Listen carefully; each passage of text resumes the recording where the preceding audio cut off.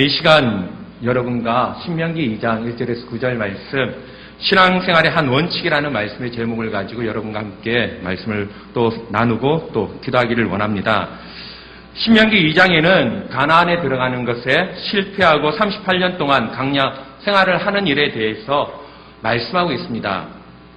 그런데 강야에서 헤스본 왕 시온과 바산 왕 옥을 물리치는 일을 하나님께서는 허락하십니다. 그들과 싸워서 그들을 물리치고 그들을 정복하는 일에 대해서 신명기에서는 하나님께서 허락하셨음을 말씀하고 있습니다.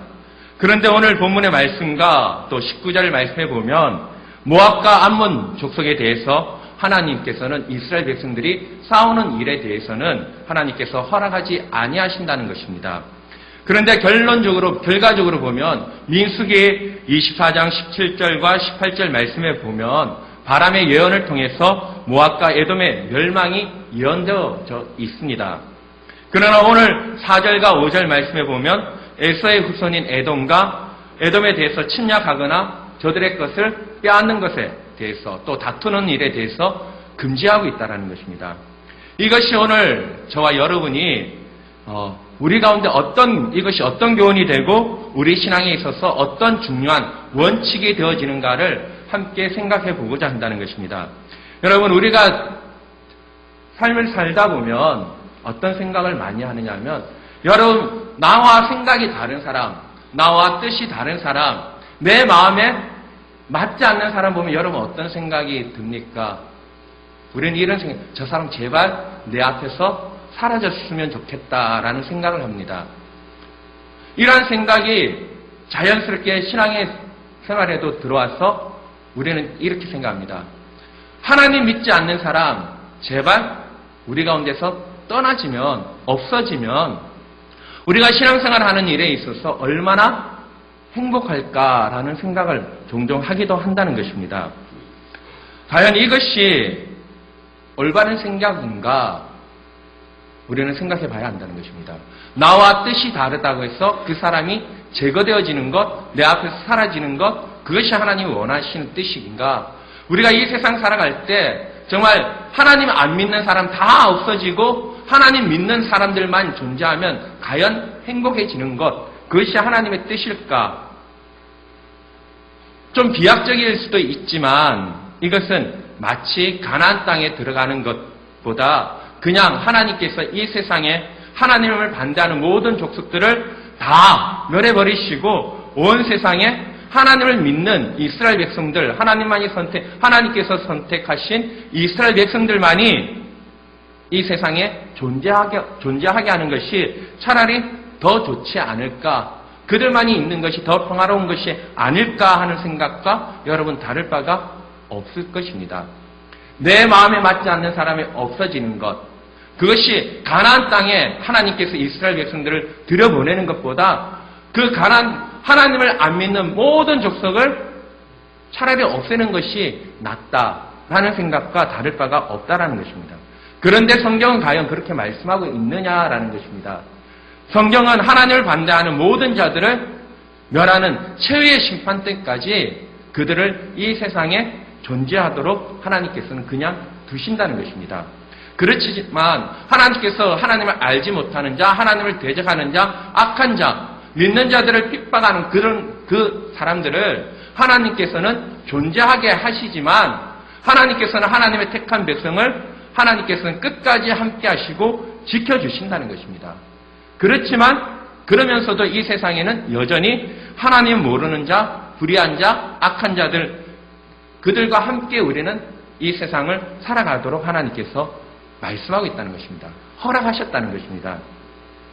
이것이 우리의 삶 속에서 우리의 신앙생활에 있어서 굉장히 중요한 하나의 관점이 되어야 하고 또 하나의 원칙이 되어져야 한다는 것입니다. 왜 하나님께서는 하나님의 백성을 가나안에 들어가기를 원하시는 분이십니다.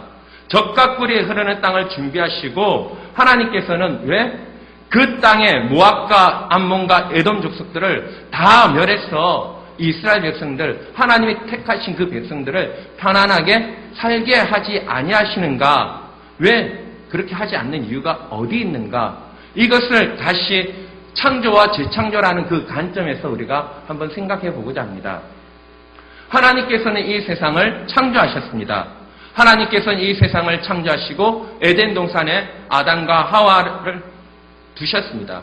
하나님께서는 아담과 하와에게 그 에덴 동산을 다스리도록 하나님께서는 위임하셨습니다. 그러나 아담과 하와는 하나님의 말씀에 불순종하고 맙니다. 그들은 그들의 범죄로 말미암아 죄가 이 세상에 들어오게 되었습니다. 그로 말미암아 하나님께서는 또 다른 새로운 계획을 세우셨고 더 나아가서 이 세상을 죄로 살아간 이 세상을 새롭게 재창조하시고자 하는 하나님의 계획이 있었습니다. 여기서 재창조라는 것은 무엇입니까? 모든 것을 다 엎어버리고 새롭게 새 판을 짜는 것을 말하는 것이 아니라는 것입니다.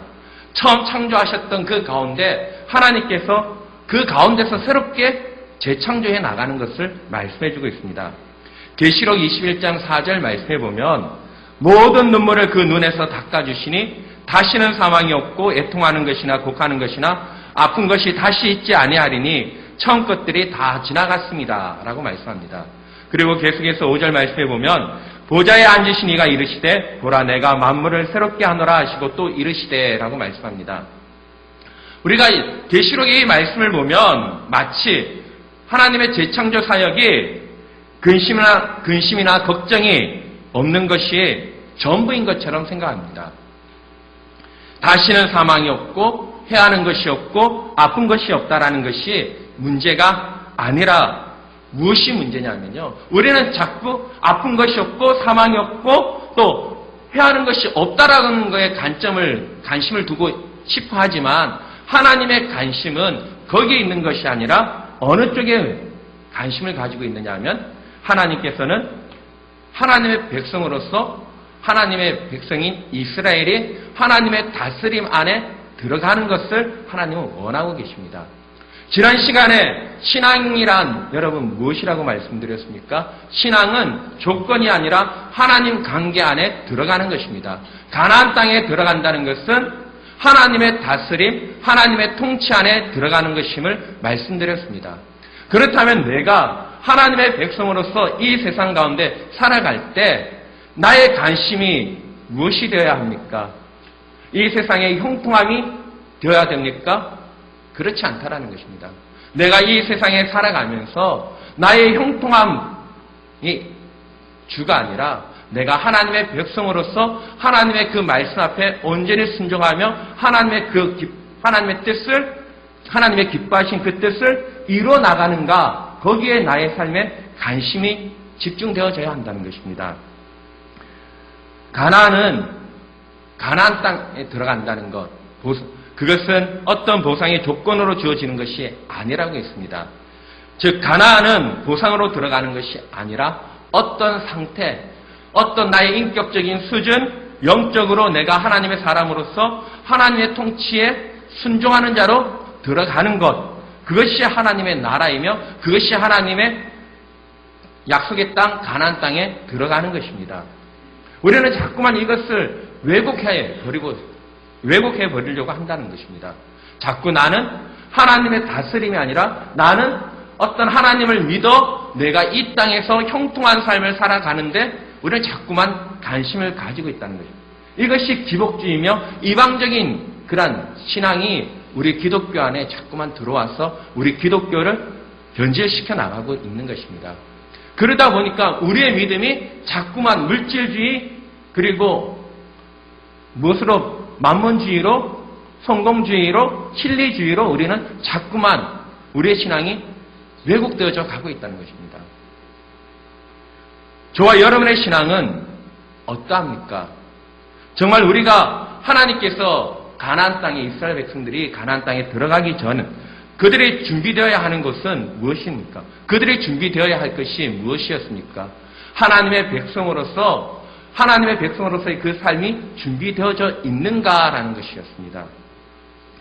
이 준비는 내가 고통을 면하는 싸움도 아니고 내가 얼마나 괜찮은 사람인가 확인하는 싸움도 아닌 것입니다. 오직 내가 하나님의 그 다스림에 하나님의 그 말씀에 내가 순종하는가 그것이 주된 관심이 되어야 한다는 것입니다. 여러분 이 자리에 왜 나왔습니까? 이 수요 저녁에 여러분 왜 이 자리에 앉아 계십니까? 하나님의 말씀을 듣고자 여러분 나왔을 것입니다. 여러분 하나님의 말씀을 듣고자 하는 이유가 어디에 있습니까? 여러분의 어떤 문제 해결을 하기 위해서 하나님 말씀을 들으려고 하는 것입니까? 아니면 내가 이 한 주간의 삶 속에서도 내 자신을 돌아보며 내가 하나님 말씀대로 살고자 하는 그러한 그리스도인으로서의 몸부림을 위해 신앙의 어떤 영적인 싸움을 위해 여러분 영적인 재충전을 위해 이 자리에 하나님의 은혜를 구하기 위해서 나왔습니까? 우리는 우리 자신을 돌아봐야 합니다. 내가 왜 이 자리에 나와서 하나님 앞에 예배를 드리는가? 내가 왜 하나님과의 그 관계 가운데 있는가? 내가 직분자이기 때문에 그렇지 않지 않습니까? 내가 직분자이기 전에 나는 하나님의 백성이요, 나는 하나님의 자녀요, 나는 그리스도인이다. 이 사실이 중요하다는 것입니다. 따라서 하나님께서 이스라엘 백성들을 가나안의 모압과 암몬, 에돔이 있느냐, 적들이 있느냐, 나에게 그들이 위험이 되느냐, 그것이 문제가 아니라는 것입니다. 저 사람이 내 앞에 있는데 저 사람이 내 삶에 큰 짐이 되었느냐, 짐이 되지 않느냐, 그것이 문제가 아니라는 것입니다. 문제는 무엇입니까? 내가 그러한 가운데서도 하나님을 모시고 내가 바른 그리스도인으로서 믿음의 삶을 살아나가고 있느냐, 그것이 더 중요하다는 것입니다. 어떤 환경, 조건이 중요한 것이 아니라 내 마음이 하나님을 바라보고 있느냐, 그것이 더 중요하다는 것입니다. 물론 우리가 우리의 신앙생활을 하거나 우리의 삶 속에 나를 대적하는 사람, 나를 괴롭히는 사람 없으면 얼마나 좋겠습니까? 그러나 하나님께서는 그것을 허락하신 이유가 있다는 것입니다. 왜요? 나의 신앙을 위해서. 내가 그러함에도 불구하고 하나님을 더 의지하면서 하나님의 말씀 앞에 순종하는 삶을 사느냐, 그렇지 않느냐, 그렇다는 것입니다. 그러므로 성도에게 주신 중요한 실제적인 신앙의 한 원칙이 있는데 바로 에베소서 4장 24절 말씀해 보면 이렇게 나와 있습니다. 하나님을 따라 의와 진리의 거룩함으로 지으심을 받은 새 사람을 입으라 라고 말씀합니다. 그리고 로마서 12장 1절과 2절 말씀해 보면 너희는 이 세대를 본받지 말고 오직 마음을 새롭게 함으로 변화를 받아 하나님의 선하시고 기뻐하시고 온전하신 뜻이 무엇인지 분별하라 라고 말씀하고 있습니다. 그렇다라고 하면 이 말씀 로마서 12장 1절과 2절에 있는 말씀처럼 하나님의 선하시고 기뻐하시고 온전하신 뜻이 무엇인지 알아야 합니다. 내가 그 뜻을 알아야 우리는 행할 수 있다는 거거든요.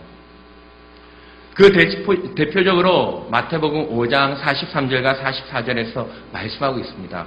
원수를 사랑하는 것, 핍박하는 자를 위하여 기도하는 것, 이것을 말씀하고 있습니다. 내가 나를 핍박하는 자, 나의 원수를 사랑하는 것, 그것이 하나님의 통치 안에 순응해 나가는 것입니다. 그것이 바로 하나님의 백성으로서 내가 훈련을 받아야 하는 부분이라는 것입니다. 여러분, 우리가 지내다 보면 얼마나 우리의 뜻과 우리의 생각과 우리의 마음과 맞지 않는 사람들이 얼마나 많이 있습니까? 그러나 하나님께서 그것을 허락하신 이유가 어디에 있는가? 우리는 생각해 봐야 합니다. 하나님께서 내 원수를 내 옆에 둔 이유가 어디 있고 내 핍박하는 자를 내 옆에 두신 이유가 어디 있는가?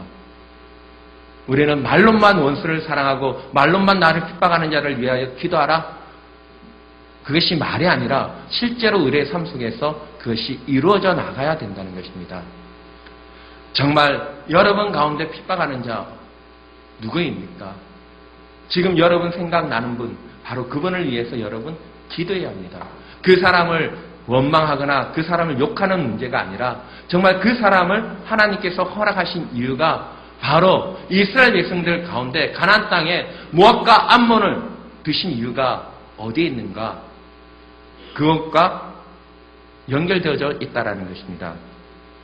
하나님께서 우리에게 요구하시는 것 무엇입니까? 하나님께서 이스라엘 백성들을 훈련시키고자 하시는 것이 무엇이었습니까? 우리는 하나님을 믿지 않는 사람이 하나님께 벌을 받고 우리의 고민거리가 제거되어지고 그렇게 함으로써 우리는 평안한 삶을 살기 위해서 기도하고 관심을 갖는 것. 이것이 우리의 관심이라는 것입니다. 그러나 하나님은 여기에 관심이 있는 것이 아니라 하나님의 백성으로 훈련되어지는 일. 저 사람이 정말 하나님의 백성으로서 그리스도인으로서 하나님은 훈련되어지기를 원하고 계신다는 것입니다. 그러므로 하나님의 백성으로 저와 여러분은 분명히 세상 가운데 있습니다. 저와 여러분은 세상 가운데 있지만 세상과 구분되어진 삶이 필요하다는 것입니다. 우리는 이 세상에 존재하며 이 세상에 살아가고 있지만 우리는 분명 이 세상에 속한 것은 아니라는 것입니다. 이 세상에 속했다는 것은 무엇을 말하고 있습니까? 이 세상을 주인으로 삼고 있다는 것입니다. 이 세상을 지배하는 그 원리를 따른다는 것을 말하고 있습니다. 그렇다면 반대로 내가 세상 가운데 있지만 이 세상에 속하지 않았다라는 것은 무엇을 말하고 있습니까? 이 세상이 추구하는 그 물질주의, 실용주의, 만몬주의를 따르지 않는다는 것입니다. 그런 세상의 원리와 사상에서 벗어나 하나님의 말씀과 그 원리를 따르는 것을 말씀하고 있는 것입니다. 아마도 우리는 여기까지는 동일하게 생각할 것입니다. 내가 그리스도인으로서 세상과 구분되어지고 구별되어진 삶을 살아야 한다. 그러기 위해서는 세상이 추구하는 것을 나는 따르지 않냐고 나는 세상과 구분되어지고 세상과 때때로는 등지고 살아야 돼. 이까지는 생각할 겁니다. 그러나 우리가 여기에만 머문다라고 하면 우리는 이 세상에 살아가면서 하나님께서 우리 가운데 주신 그 사명을 감당하는 삶은 살지 못한다는 것입니다. 우리가 이 세상 가운데 살아가면서 우리에게 주신 하나님의 사명이 무엇입니까? 세상 속에서 복음을 전하는 복음 증거의 사명을 우리는 받았습니다. 복음 증거의 사명을 전하기 위해서 우리는 어떻게 해야 합니까? 우리의 삶으로 하나님의 살아계심을, 하나님의 어떠하심을 우리는 전해야 한다는 것입니다. 우리는 하나님께 속한 그리스도입니다. 저와 여러분은 분명 하나님께 속한 그리스도인입니다. 우리가 하나님께 속한 그리스도인으로서 세상 가운데 우리의 역할은 무엇입니까? 우리 교회가 이 지역사회에 존재하는 가운데 우리 교회가 이 지역사회 속에서의 역할은 무엇일까요? 저와 여러분의 역할은 무엇이겠습니까? 그것은 바로 하나님을 모르는 자, 세상의 가치를 더 추구하는 자, 그들에게 우리는 예수님을 전해야 한다는 것입니다. 하나님의 살아계심을 전해야 되고 이 땅을 온 천지와 만물을 지으시고 다스리시는 분이 누구인가를 우리는 우리의 삶을 통하여 보여주고 증거해야 한다는 것입니다. 비록 그들이 지금은 하나님을 모른다 할지라도 그들에게 우리는 어떻게 해야 합니까? 하나님의 사랑을 가지고 나가야 합니다. 하나님을 모르기 때문에 하나님을 안 믿는다고 해서 그들에게 우리가 나와 생각이 다르다고 해서 그들을 윽박지르고 내 생각이 옳기 때문에 상대방을 무시해야 되는가? 아니라는 것입니다. 우리는 그러한 가운데서도 상대방을 배려해 줄 수 있고 상대방을 위해서 내가 절제하는 그런 모습을 우리는 때때로 보일 줄 알아야 합니다. 이것이 무엇입니까? 이웃을 배려하는 모습이고 이웃을 이해하는 모습이고 이웃을 사랑하는 모습이라는 것입니다. 우리가 이러한 모습을 통해서 하나님을 믿지 않는 사람은 무엇을 생각하게 됐습니까? 아, 저 사람은 정말 다르구나라는 것을 생각하게 되는 것입니다. 뭐 교회 다니는 사람, 우리 얼마나 이런 말을 많이 들었습니까? 믿는 사람이나 믿지 않는 사람, 뭐 별 차이가 없네. 오히려 믿지 않는 사람 더 낫다라는 이야기를 간혹 여러분 듣지 않습니까? 이런 말을 들을 때 여러분 어떤 마음이 듭니까? 참 가슴이 메어진다는 것입니다. 저 역시도 마찬가지입니다. 저의 모습을 통해서 주님이 욕을 얻어먹는다. 그럼 얼마나 제가 목회자로서 부끄럽겠습니까? 아니, 목회자로서 부끄럽기보다 먼저 내가 그리스도인으로서 부끄럽다는 것입니다. 여러분의 자녀가 잘못된 행실로 인하여 부모님을 부끄럽게 한다라고 하면 얼마나 그 자녀로서의 그 도리를 제대로 하지 못했다라고 우리는 생각하고 있지 않습니까? 마찬가지라는 것입니다. 우리가 그리스도인으로서 하나님을 믿는 자로서의 그 모습이 어떠해야 하는가라는 것입니다. 우리는 이러한 모습이 믿지 않는 사람들 가운데 보여줘야 합니다. 결코 이것은 쉽지는 않겠지만 저와 여러분은 우리의 삶을 통해서 그리스도인으로서 책임 있는 그러한 삶을 살아가야 한다는 것입니다. 책임 있는 삶을 위해서 우리는 우리 자신의 연약함을 솔직하게 인정해야 합니다. 자꾸만 우리는 우리의 모습을 자꾸만 포장하려고 합니다. 나를 다른 사람에게 가시하기 위해서 나의 연약함, 나의 부족함을 숨기고 오히려 내가 뭔가 상당히 능력이 있는 사람처럼 우리는 어떻게 해요? 포장하고 거짓으로 꾸민다는 것입니다. 여러분, 화장하는 것이 무엇입니까? 맨 얼굴을 어떻게 해요? 화장을 통해서 감추입니다. 그래서 나의 모난 모습을 화장을 통해서 좀 더 이뻐 보이려고 사람들에게 화장을 하고 있지 않습니까? 우리가 외모에서는 화장을 할 수 있습니다. 그러나 우리의 삶 속에서는 그렇게 외식하는 모습, 화장하는 모습, 거짓을 꾸미는 그런 모습은 하나님 앞에 올바르지 않다라는 것입니다. 우리의 있는 모습 이대로 하나님 앞에 나가야 한다는 것입니다. 여러분, 지금 여러분이 관심을 가지고 있는 것 무엇입니까? 내가 어떻게 하면 평안하고 내가 어떻게 하면 형통하는 삶을 살 수 있는가? 내가 어떻게 하면 건강할 수 있는 것입니까? 우리는 지금 내게 필요한 것은 그것이 아니라는 것입니다. 내게 지금 필요한 것은 내가 지금 어떻게 하면 형통하고 어떻게 하면 내가 성공하고 어떻게 하면 내가 지금 건강할 수 있는가? 그것이 아니라 나의 주된 지금 관심이 지금 내게 필요한 것은 무엇이냐면 하나님 말씀에 순종하는 것입니다. 여러분, 이 자리에 말씀의 자료로 나온 이유도 내가 하나님 말씀에 순종하기 위해서 우리는 나와야 된다는 것입니다. 믿음의 선배들의 삶, 특히 여러분 사도 바울의 삶을 보십시오. 그런 사도 바울은 고린도전서 8장에서 우상의 제물을 먹는 문제를 보면 고기 먹는 것이 분명 죄가 아닌데 오해할 소지가 있으면 먹지 말라고 말합니다. 그러면서 만일 내가 고기 먹는 것 때문에 누가 그것을 인하여 시험을 받는다면 사도 바울은 무엇이라고 말합니까? 나는 평생 고기를 먹지 않겠다라고 하였습니다. 잘잘못의 문제를 말하고 있는 것이 아니라는 것입니다. 무엇이 문제입니까? 그 이상의 것을 말하고 있다는 것입니다. 여러분, 거짓말이 무엇입니까? 국어사전에 보면 거짓말에 대한 정의를 사실이 아닌 것을 사실처럼 꾸며서 말하는 것이다 라고 말하고 있습니다. 그럼 정직은 무엇입니까? 사실인 것을 다 말하는 것이 사실일까요? 그것이 정직일까요? 못생긴 사람을 보고 못생겼다라고 말하는데 이게 정직일까요? 그렇게 말 안 하면 거짓말이 되는 것입니까? 그렇지 않지 않습니까? 정직과 거짓말이 있는 것이 아니라는 것입니다. 우리의 삶이라는 것은 그렇게 단순하고 평면적인 것이 아니라는 것입니다. 못생긴 사람을 못생겼다라고 말하지 않고 참는 것이 있다라는 것입니다. 그것이 무엇입니까? 지혜인 것입니다.